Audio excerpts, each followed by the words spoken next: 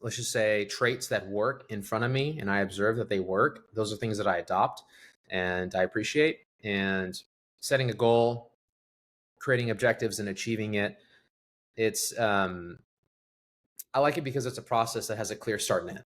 What's going on, everyone? This is Mauricio. I am an ENTP, and this is another episode of the Your Type interviews. I'm here with Alec, who is an INTJ. So we're just going to learn a little bit about him and what makes him tick. So what has your experience been like growing up as an INTJ? It started when I was born, really. And I think it's been interesting. One of the things that I thought about when you pose the question is how does one become a personality? And I just think it's a culmination of mostly factors around you as you grow up, and you kind of react to them and start building habits. And then since we're from childhood, all of those observations and those traits and habits do translate into adulthood, and they solidify at some point. And I think that's what happened with me.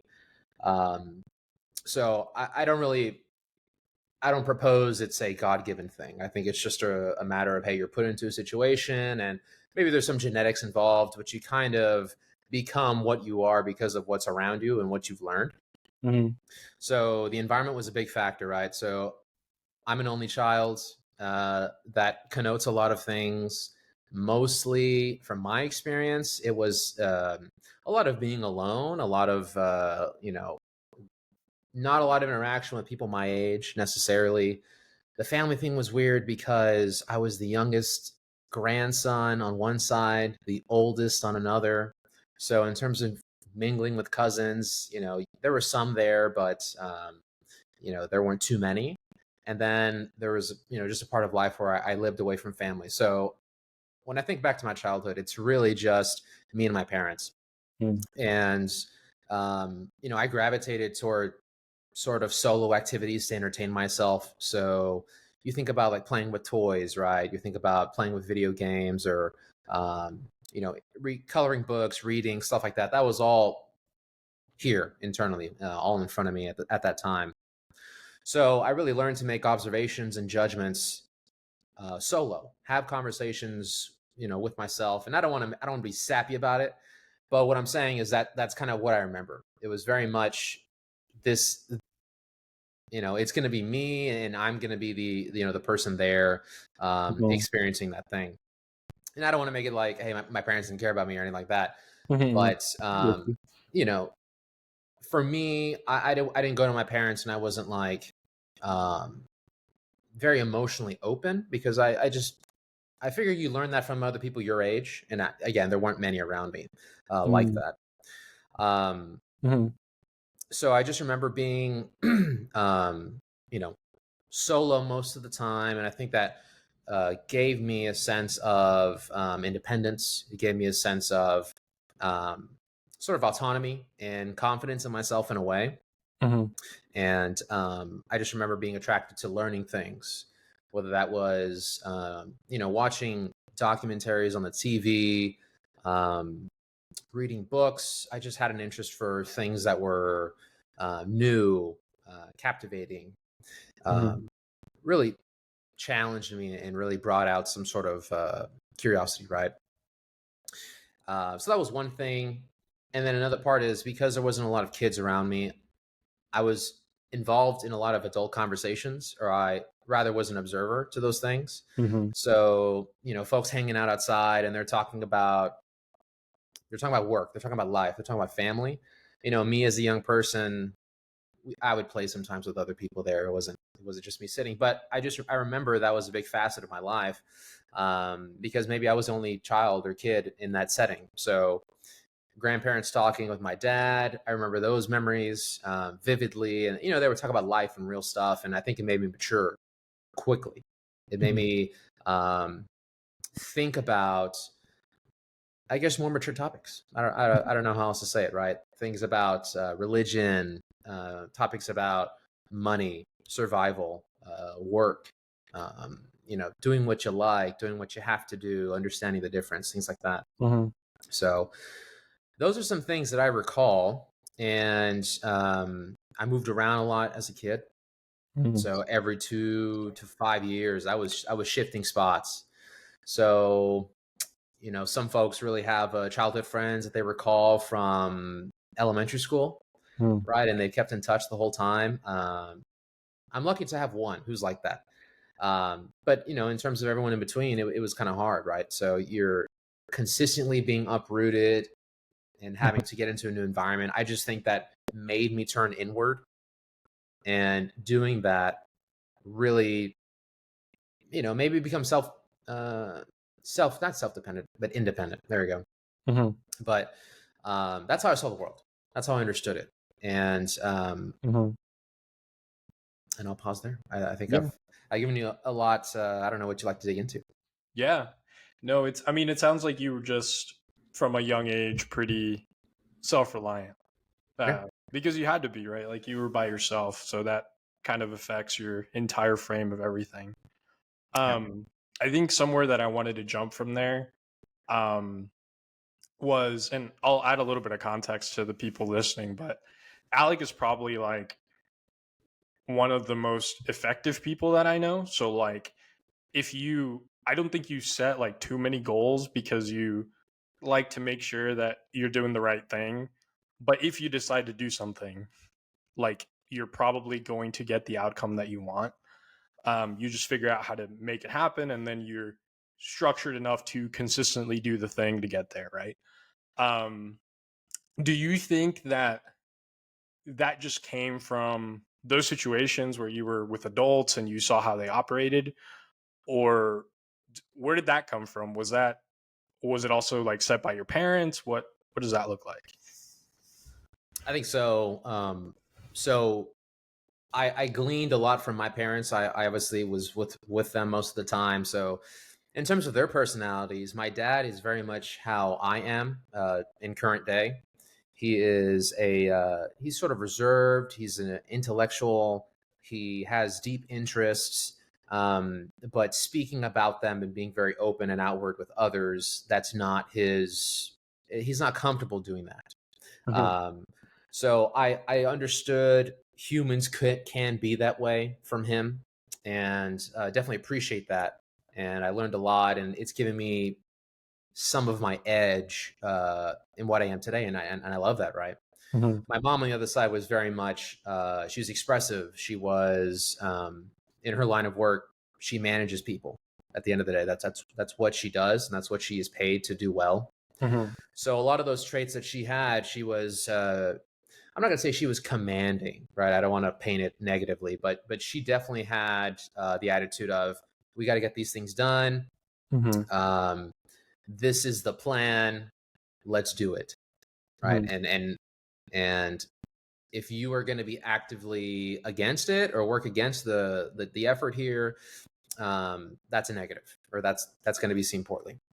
So I observed it, I appreciated it, and I think I like that mindset because it works. To the extent that you're not destructive, but it works, right? So one of the things about INTJs is it's a very logical based personality, or logic based personality. So attitudes, frameworks, or let's just say traits that work in front of me and I observe that they work, those are things that I adopt and I appreciate. And setting a goal, creating objectives and achieving it, it's I like it because it's a process that has a clear start and end. Right. I can say this is the plan, and it involves a plan. Right. There's some people who say I want to do something, and they're going to figure it out step by step, but they're not going to say after this step I expect steps B through F. Yeah, it's fluid. Yeah. Right. I think in some ways I see life as very, very fluid, but when it comes to a task or a project or something like that, I create a plan and I'm sticking to it because I have made that mental commitment, and that's just how I see. That's how I see things, and sometimes it rubs people the wrong way, or maybe I take things that shouldn't be taken as seriously. Seriously, like if you're going out with friends, for example, right? Mm-hmm. For me, I'm like, guys, I think this is what we should do because this makes sense, right? If you want to go dancing, we go here. If you want to go do something else, we go to these locations. Mm-hmm. Other folks are very whimsical about it, like, we'll figure it out. And to me, when I hear "we'll figure it out," it just tells me, you know, are you going to figure it out? Am I going to figure it out? They're usually not going to figure it out. Exactly. So for me, it brings on some sort of anxiety, and for me, that's been one of the challenges, right? It's sort of dealing with that ambiguity, dealing with being a little aimless, Mm-hmm. even in a work setting, right? Like if you know tomorrow you're going to have to pivot in your work in some way, right? Like it's a client project or something like that. Mm-hmm. In some ways, that brings me anxiousness or anxiety. Yeah. So that's something that I've been thinking about and trying to get better at, but that's just a natural reaction based on who I am. Mm-hmm. Yeah, and it's pretty interesting because you do have those traits, those more rational executive type traits. Like to make a plan, stick to it. If you don't, you get a little anxious, that kind of thing. But there is definitely another side, and I've seen it come out more as you've gotten older, which is like a little bit more artistic. It is a little bit more like soul over logic type thing. So I feel like you do have that general logical frame, but you definitely like dip back and forth between the two, Yeah. I would say. Yeah, it's interesting. That's sort of a worldview that comes out, Yeah. perhaps, and I think I'll differentiate like worldviews versus your method of doing things. Mm-hmm, So, as an example, if I am to go apartment hunting and I'm mm-hmm, supposed to find the next place I'm going to live, mm-hmm, I'm very calculated as to how I do that. I'm going to mm-hmm, create a list of criteria. I'm going to figure out sort of how sensitive am I to those criteria? Does one have importance or precedence over others? mm-hmm, And I'm going to then go out, find information, et cetera, go on tours, rank them, figure out what I like. mm-hmm. So when I have a task that I need to do, I will do it in the way an INTJ would do it. Mm-hmm. Very very logical, goal oriented. Now, what you're talking about is sort of like worldviews, and do I want to monopolize my life with situations like that, right? So Mm-hmm. if I'm in a job that it's very high stress, it's very reliant on a team to get things done. I think what INTJs or just me generally, if I get involved in too much of that process, and there's things happening in parallel at one time, that becomes stressful because hey, what if multiple things break down? Mm-hmm. For me, I don't like seeing that, and I feel the need to resolve things in that way. And I think in life, you come to realize a lot of things are out of your control, so it doesn't work like Mm-hmm. that, right? Yeah, yeah. So all of that stuff, in some ways, is it's just learning about how the world works. And for me, although I do execute things in a certain way, and if you give me a task or if you tell me I need to manage these folks and do something, I'm going to do it in a very efficient manner, Mm-hmm. right? Yeah. But in terms of interest, yeah, I mean, I think there's more to life than just doing something well, or I've learned that, right? And it's probably similar with you, right? I think we're very high achieving young people, Mm-hmm. and you come to learn in life, you can achieve all you want. Does it feed you? Does it give you what you need to wake up every morning and say, I'm ready to do it again, Mm-hmm. or I'm happy with where I'm at? Mm-hmm. Um, so I think I'm still figuring it out, but that was to address your comment about changing tones in life. Yeah. Yeah, and I mean in the cognitive function realm, I guess like um Carl Jung talked about like cognitive types, and the INTJ has the extroverted thinking piece. So they are very logical when it comes to things that are external. But when it comes to internal things, then that's where like, the identity piece, the value piece, that is more Mm-hmm. feelings derived. But when you're out in the world doing stuff, there's definitely like what works, and then whatever works is what we're going to do, and we're going to get it done. But Yeah. some people kind of flip on that, right? But I think that's a pretty good like INTJ framework. Yeah. Sorry, were you going to say something? I was gonna say I like that delineation Yeah. from how you are to think. When I think about what do I want to do with my life, Mm-hmm. it's very much it's a question of how does my vocation Mm-hmm. how does it affect me? What effect does it have on me? And am I enjoying it? Do I like it? Mm-hmm. Is it fulfilling in some way? Yeah. And I think that's more of a feeling, right? Totally. Because it's again, it's like how do you wake up? Mm-hmm. How do you feel when you are in your desk or wherever you do your work?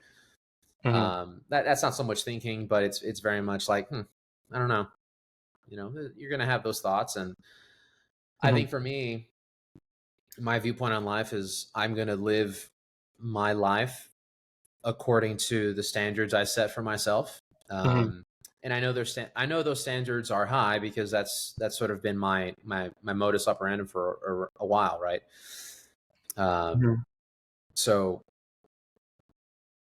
just not killing yourself, right? Mm-hmm. And being more tapered and friendly to you. Mm-hmm. That's something I've learned. Yeah, I think a pretty like a bad analogy that I use for when it comes to INTJs and that kind of shift is like almost like deciding deciding what to hunt through like their feelings and their values, but then the actual hunting is very structured. Mhm. And there's a very strict process adherence to that. Um, I think it's definitely like for you, I think that's probably pretty natural, but like I definitely don't approach things the same way. Um, but it works. Like it definitely works. And you have less of the struggle. Like I know you probably know other like ENTJs for example, and they value that feeling function less. So they tend to just do stuff that works and that looks really cool, but then they don't check in and see like, do I care about this? Is this important to me? Right. So they get kind of caught up in like the outside noise of what you should achieve, what you should do, that kind of thing. So it's a very useful filter. Like you're less likely to do the wrong thing for yourself. Yeah. Yeah. Um, okay. And then I wanted to ask you too. I know we've already touched on a lot of this. Are there any descriptors or any ways that you would describe yourself that we haven't already said outside of accolades? No, one thing I'll say is I feel that sometimes I'm contradictory or self-contradictory. Mm-hmm. Um, just because opinions change on things. I can't think of a good example, honestly, right now. But all I know is because I choose to stay observant about what's happening around me, I've always felt that as I grow older, as I see new information, as I see how it's worked for other people, maybe it's with a job, maybe it's with a habit, maybe it's with um, a hobby or some sort of viewpoint you have in the world. I see how it works, and from those observations, I might change, or Mm-hmm. I change my own habits or perspectives on things. Um, so maybe contradictory because I have thought something before, I've said something before, and when I claim a thought, Mm-hmm. sometimes people stick it on me and say, "Oh, that's him." Mm-hmm. Um, but it's very fluid, and things move, and it's one of the things I appreciate about myself. It's that one, I recognize it, and two, I allow myself to morph and mold and grow. Mm-hmm. And to me, that's a sign of maturity. That's a sign of adaptability, which Mm-hmm. a Definitely. worldview I have is you have to be that way, or else you will get crushed just by the pressures of it all, right? So I guess that's one thing I Mm-hmm. wanted to say. And let me see what else. I had taken some notes, so I'm just glazing through them. And the last thing is, it's really about, um, I would say, criticism. So one of the things, like, I view myself as my biggest critic and supporter, in that I'm very objective when I have these uh, these dialogues Yep. in my mind, right? Like when I'm talking with myself, and I do separate the two because, in a way, I feel like there's an objective conscience in my mind where Mhm. it's very like, you shouldn't have done that. You know what I mean? Like, you know, Mhm. if I do a bad thing, there's something that's going to tell me that was bad. You should feel bad about that, right? So in that way, I will feel shame and I will feel self-regulating. Mhm. Uh, and conversely, if I do something really well, um, I will say to myself, "Hey, that's a good job. I you know that's genuine improvement or progress in your life, and you should be Mhm. proud of that, right?"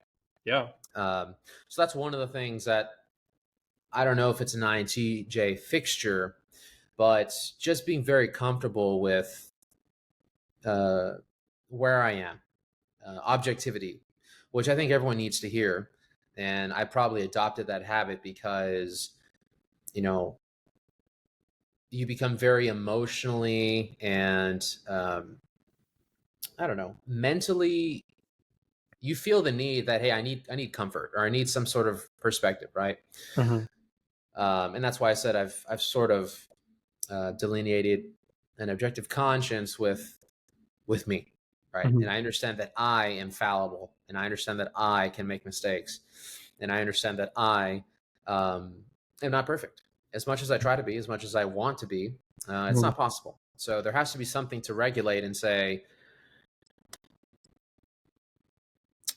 you know, in spite of what you think about yourself, in spite of this ego, which I know we'll probably get into a little bit, in spite of this vision or thought you have of what you are, you know, there has to be something that grounds you. There has to be something that, um, you know, humbles you and makes you human.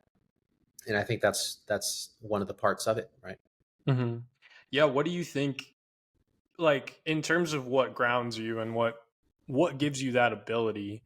Like, what do you think that is? Is it just self awareness through trial and error, or Yeah, where does that ability to separate and look at yourself like that come from? I think it's sort of rooted in religion, and I'll explain what I mean. Interesting. Because one, you know, I think religion or spirituality, or you know, the teachings or the messages, I think they are important for everyone to hear, regardless of whether you believe in, you know, things like the second coming, or things like, um, uh, you know, whatever deity you believe in, right? I'm Mhm. talking about the story and the message. I think Mhm. people and humans need to have that, that layer of, how would you describe it? Um,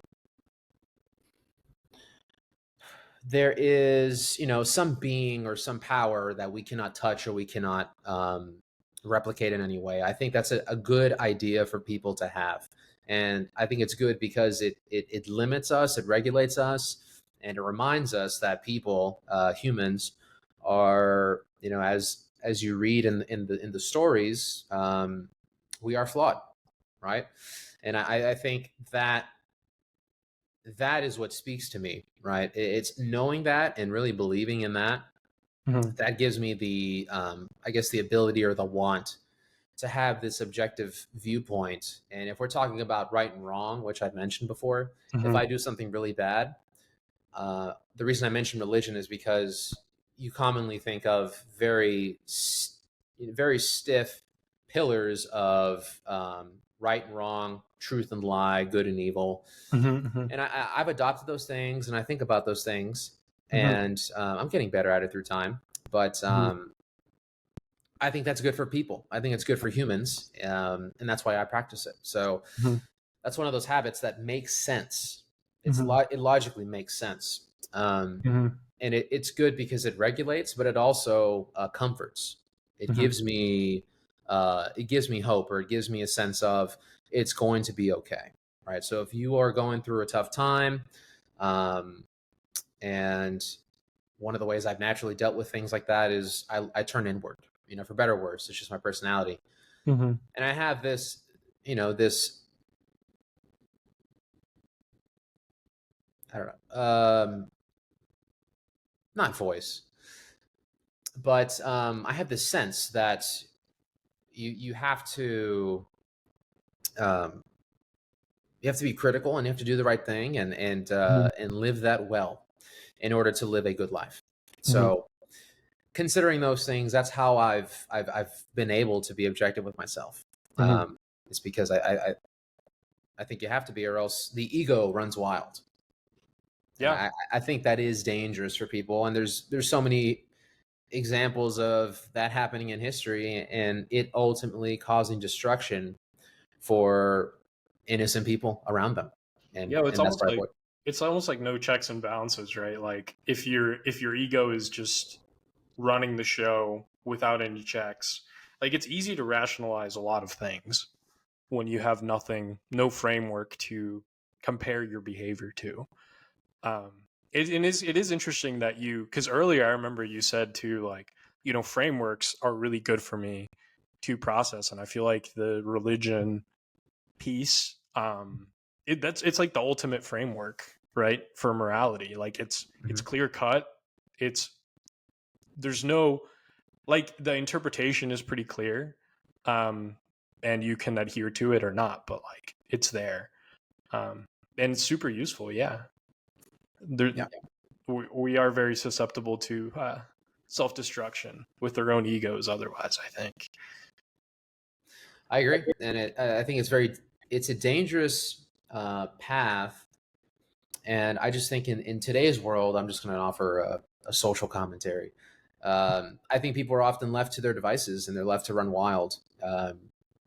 Example, you go on the internet, you can look up and learn and see anything you want. Mhm. And I think that's exactly the original story, right? Mhm. It's do you have self-control or do you Mhm. not have self-control? Mhm. So I think when there is none, bad things happen and problems can be had. Yep. And for me, that's just a lesson that I live with and I try and practice. Mhm. And with that dialogue I have with that objective entity. Yeah. No, that makes sense. It's I'll add on to that social commentary real quick before moving on, but yeah, I think there is something to be said about, we're at the highest suicide depression rates ever, like in history, right? And yet people are more free to do whatever their heart desires more than any other time in history. Um, I just can't help but think that that's correlated to some extent, because a lot of the things that we want to do, um, that our ego or our desires will tell us to do, are not good for us in the long run, right? Like, and this is not to shame anyone or anything, but it's like casual sex, for example, right? Like, it's something that sounds great and it's fun, but like, is that good for people? I don't know.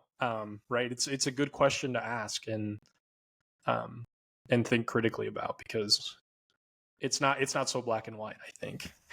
Mm-hmm. Mm-hmm. um but kind of switching gears on that, um I know we've talked about a lot of different personality traits that you have. Does anything stick out as something that is your favorite about yourself, and then something that is your least favorite thing about yourself? For my favorite thing, um, I think I would summarize it as self-awareness, and it's being comfortable with who I am. Hmm. It's coming to terms with strengths and weaknesses, Hmm. and just having the mindset that um, we can we can capitalize on the strengths and we can work on the weaknesses, and really being a friend to myself and all of that. Just being here. That's what I like. Hmm. It works, and there are struggles like anyone else, right? You're going to have tough times, and um, there's instances where you can't all resolve it here. Hmm. But I think it's independence. It's being able to be objective internally, which I think it's hard for some people. Um, ability to take command. Hmm. So we talk about if there's something that needs to be done, and it has to be done and no one else around you will do it, I feel that my personality would be the one to just all right, let's take care of this then, right?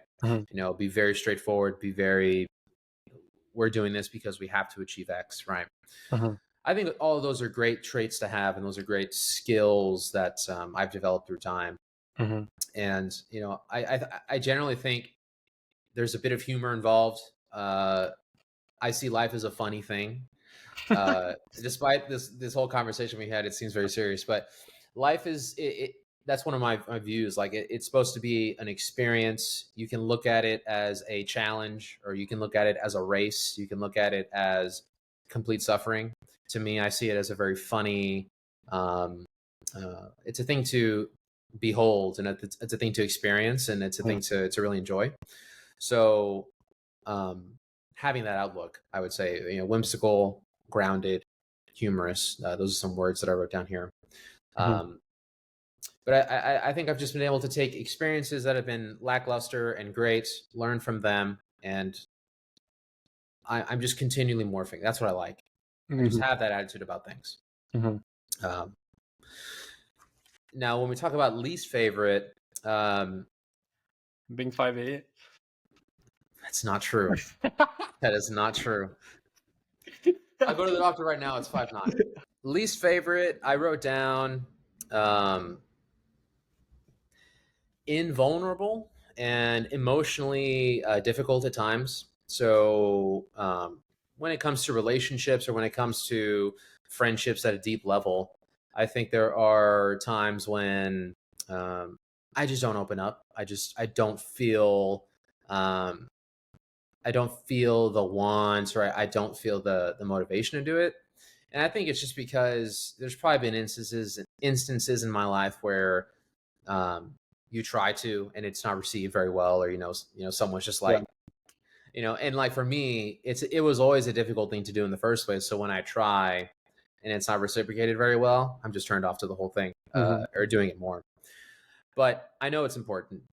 But just to answer the question, I think that's probably the toughest thing. And I know with people of this sort of type, it's a very common response, in that since you're logic based, that's how you sort of approach the world. That's how you might frame your discussions with people.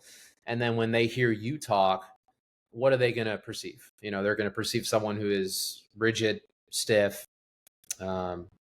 robotic. And obviously people like me are not that way. Hopefully not. And there's more below the surface, but I think just the surface presentation, it's hard for people. And it's hard for me to break those shackles sometimes. Just because I think most people will take a first impression, or what's on the surface as the whole truth most of the time. And yeah, I mean, that's just been the difficult part, I would say. Being vulnerable, choosing to reveal stuff about myself that wouldn't be public, or just to share stories. I think that's something that I don't mind doing, but it's not something that I naturally do. Because I know some folks who you meet them for the first time, or their second meeting, and they'll tell you stuff about their family. They'll start trauma dumping, and I'm just like I'll hear it, I appreciate it, and I'm happy that they feel comfortable doing that. At least it tells me that maybe I give them that environment to do it. But for me, I'm just sensitive to that. Maybe I haven't gotten over all those traumas that someone else would be telling me as an example, but it's just not natural. And I think that stems back to how did I emotionally deal in the past, right? And it really wasn't talking to folks about, hey, these are my feelings, I feel these things because of these reasons. I wish I had more conversations like that were honest and genuine, way back when. But that's part of the magic, because that happened. This is what I've this is the personality I've taken on through time. But but the thing is, knowing that's a trouble feature, you can act on that, or you can address it openly with people, and people typically will give you grace about that stuff, right? Mm-hmm.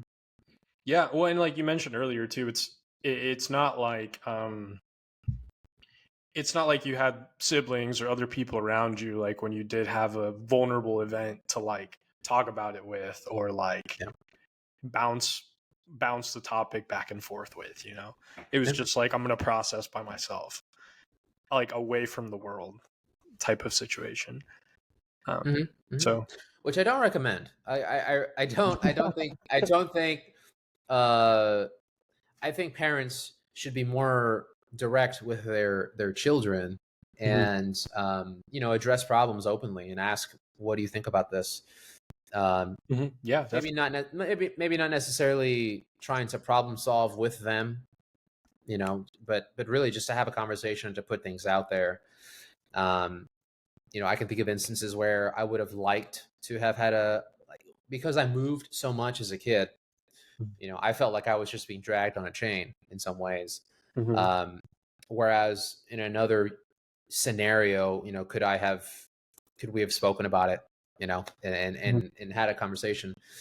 But I think people need to be heard. People want to be heard. We're social. So I think those are things that are necessities. And the more that we don't engage in that behavior, the more people, I think people act as we are trending as a society, which is becoming more solo, introverted, distant, relying on distractions to deal. I think those are behaviors that are short-term gratification, but in the long run, I don't think they're the healthiest. Yeah, no, I agree. So going back to your least favorite thing about yourself, about maybe not being as vulnerable to other people, a little more closed off, a little more reserved. Do you think that's created any major blind spots outside of just maybe like the social thing that you described, like when it comes to how people interpret you? Like, is that the main thing, or do you think there's kind of other things that come from that? So for a blind spot, I think the comment that I thought about was ego autopilot. So what I mean by that is, because there's such a self-reliance on my abilities, what I think I can do, what I think I can handle, I don't rely on others as much, right? So when you get into this habit of, thinking you can do it on your own, and thinking you can handle all of the pressures that are current and are to come, I think that really puts you in a spot of you're putting too much pressure on yourself. And how are you going to deal with those failures when they inevitably happen? Are you going to blame you? Because that's what I've tended to do. It's like, oh, well, you didn't talk to anyone, you didn't do enough research. This was an oversight in your planning, right? Because that's just how I think about things. So it's really just a self-confidence about it. It's really just not being welcoming enough of others, and really, acting, being different, flexing that style of my personality. I can be dismissive. I can be, I may not give people what they need emotionally, or what they need to, in that moment, or what they need from a relationship with me, right? So that's been one of the things I would say. And I don't know. I think the INTJ is always going to struggle with, if you're put on a team, if you're put in a relationship, you have to be active. You need to be involved, and people are looking to hear from you, and gather your insight. And at times, it can be difficult, because it's like, what do you want from me? You know what I mean? Like, what are you searching for? And when you have that kind of reaction, like I sometimes have, you become defensive. You become, you want more distance in between, just because you're not used to being so upfront with someone. And I've seen this with my own romantic relationships, with people trying to get close to me. It's like, I don't know, I don't know about all that, Yeah. but that's one of the things, right? And it's a constant development story on that front with me. And I don't think I do it poorly, but I there has to be a time and space where I can withdraw and practice some of those things, like you know self dialogue, or sort of rationalizing and thinking for myself. Yeah, that makes sense. And then on that note, for all the young INTJs, maybe they're teenagers, what would you recommend? What should they be thinking about in order to help develop themselves? Yeah, so for the INTJs, there's a couple things that I had mentioned. I think I have it in really three parts. I would say, for them, generally speaking, there's probably some skill that INTJs have. They will develop. They have developed. There's something they like that they become really good at, just because they have some of that some of those perfectionist traits, and maybe they find some subject or some skill they really like to do. What I recommend is really building that skill, becoming really good at it, and using that as your edge in the real world, right? There has to be something about you that people can value you for, right? And this is more along the lines of like living in the world, not like making friends, or I don't want to be your friend just because you provide something to me. That's not what I'm talking about. I'm talking about finding your niche in the world, right? Oftentimes, INTJs are not going to be the most social creatures. They're not going to be valued because they're great party hosts. They're not like the frat president, anything like that.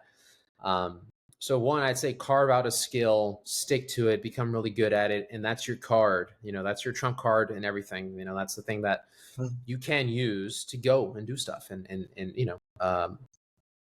provide for society. I don't know. Anyways, find a good skill and learn it well and do it. The next thing is it's that sociability aspect. There's probably a small contingency of INTJ like people who believe that they can, they're too good for interacting with everybody. There's too many filters you have to pass in order for someone to be good enough to talk to you or to understand you. You know what I mean? I think, you have to be selective as to who you want to talk to, but you have to learn how to deal in the world. You have to learn how to work with others. You have to learn how to deal with circumstances that are not in your control. And that's a lot of the times through other people. So that was a struggle for me. I think it always will be, just of how I was raised. Really buying into a team and really giving it your all. I think INTJs should see that as a skill to develop. If you don't feel it in your heart, totally get it. Just see it as another thing to build. See it as another thing to become good at. And along with your niche skill you've carved out, you combine sociability with what you can do. That's going to open a lot of doors in the world for you to do all these things you want to do. I'd like to think INTJs generally have a great sense, or a great universe of interests, and they can go in any which path that they want because they have the traits and the mindset to achieve. And we've discussed this already. So equip yourself with having a good skill and being able to talk the talk with folks, and really be influential with people, right? Be an influencer, right? Because that's something that falls by the wayside if you see yourself as this great subject matter expert, technically gifted, right? You have to pair that with the social side, with the influencing. And then finally, I would say I think spirituality here is going to be most important, or it's one of the things I would recommend as advice.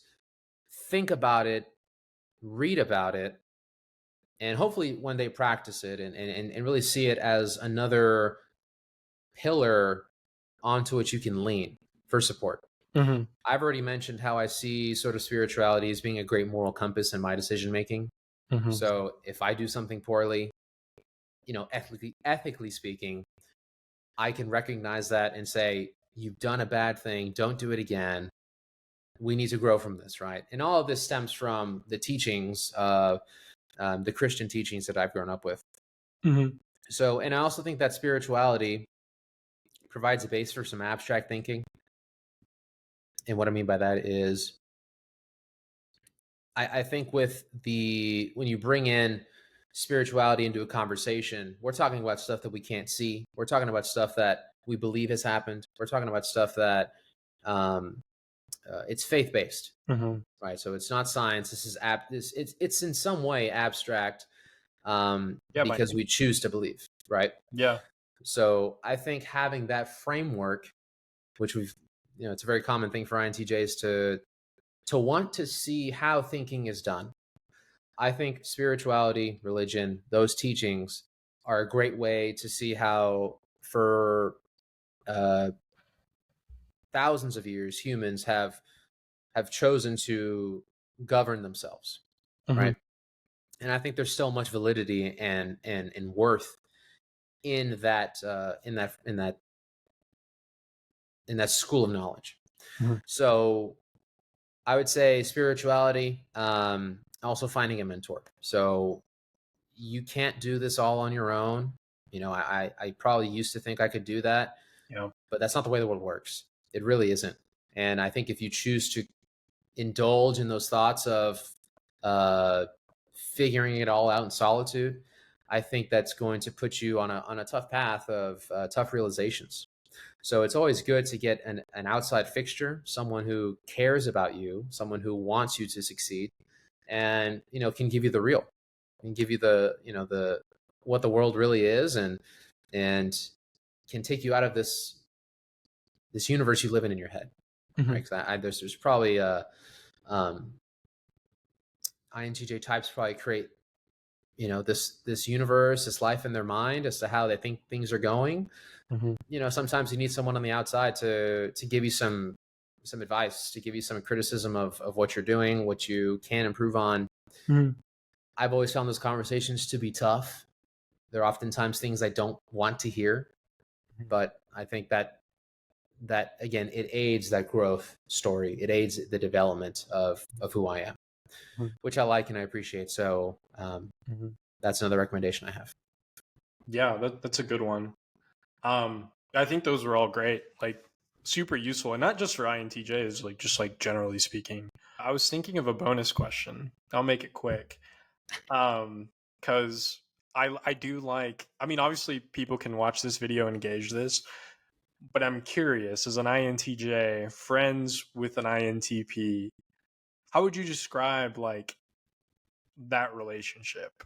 Like what do you think it's like? What do you think we kind of bring to the table, and how those traits kind of interact with each other? Are you an INTP now? No, ENTP. Did I say INTP? Yes. Okay. Sorry. I heard I. Oh, my bad. Yeah. Yeah. ENTP. Yeah. I think our interactions have always been pretty lively, and For sure. I think the ability for us to definitely think as we talk, and the comments are always substantive. The context is always profound in some way, and I always feel like when we have conversations, there will it's going to be funny, it's going to be humorous, it's going to be adventurous, but we're always talking about something, right? And I think that's probably it's probably a willingness on your part to keep asking questions and be engaged like that. And I appreciate that. And I think they're good questions, and I entertain good questions, and I want to contribute to the conversation and push that dialogue along so that we get somewhere. So that's what I think about when I think about our conversations. It's we're going to talk about something real, but it's going to be stylish, and it's going to be A little inappropriate. it's going to be fun. Yeah, a little inappropriate potentially, but it's going to be it won't be one dimensional, right? I think you do a good job of considering, what ifs, other perspectives. You bring that into a conversation, and you're curious about that, and you're extroverted with that curiosity. And someone like me, INTJs, I think that's refreshing. That's cool to see. And as soon as we see an opportunity to engage with someone who's like that, I would say we do it, just because we know it's going to be a quality interaction. Yeah, I almost sometimes forget that you're so introverted. Like, I know you are, and I definitely see it sometimes, but like, I feel like generally when we hang out, it's super social. And it feels low effort because I think it is more of like low effort in that it's not tiring or draining as much as other conversations, in part because I think it's such a stream of consciousness as opposed to like a very structured conversation or something like that. I don't know. Yeah, I think we entertain possibilities. We entertain, Yeah. Ideas that could be, and we're willing to take them to their logical end. And that's fun. That's interesting. I think that's how that is how things. I don't know. That's how things happen. It's really just entertaining what could be, and it's a lot of fun. It's a lot of fun. And we keep it social, and I think for INTJs, that social side comes out with the right folks. We're not consistently outwardly one way. I think it depends on the environment. We lean toward being the quiet, observant folks who will talk maybe after everyone has said what they're going to say, and we've thought about it, and we're going to frame our response around what people have already said. Yeah. But no, I think that pairing of personalities, it's always been interesting. I think there are other unique pairings with INTJs as well. But at a minimum, I think the ENTP and the INTJ, good riffing partners. Very good roofing partners. Yeah, it's always a lot of fun. Cool. Well, those are all the questions I've got. Thank you again for joining. I think it was really insightful, so I appreciate it. Thanks for having me, man. This is a fun project you're putting together, and hopefully someone somewhere can watch it and appreciate people for who they are. Huh?